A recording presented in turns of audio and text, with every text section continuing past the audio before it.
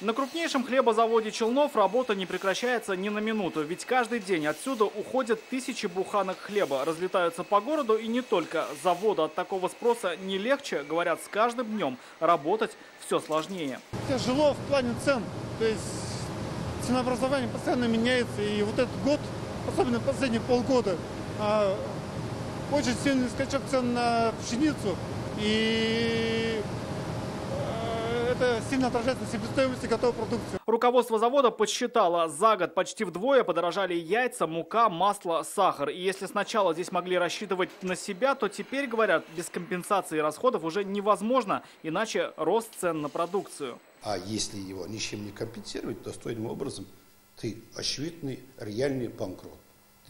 Твое будущее считанные месяцы. Затраты частично компенсируют. Минсельхоз республики объявил о сборе заявок на получение субсидий от государства. Производителям муки возместят их в расчете 2 рубля за килограмм. Сдерживать цены, несмотря на рост многих составляющих производства.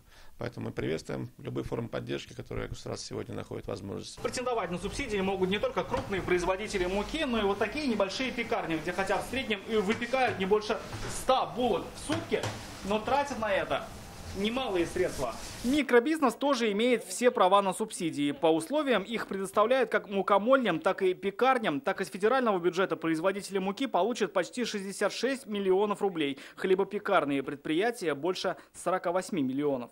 Я думаю, можно сказать, от лица многих предпринимателей частных, да, именно малого микробизнеса, мы действительно подсели. И любая поддержка со стороны государства, она будет приветствоваться. Однако некоторые пекари уверены, получат ее не все. Планируем принять участие.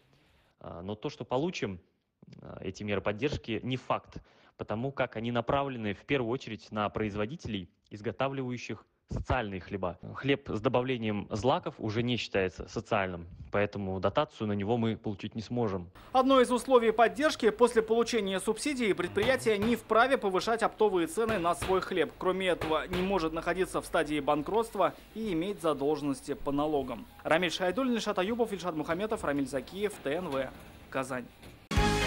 Закажи рекламу на ТНВ. Телефон в Казани 5 705 100.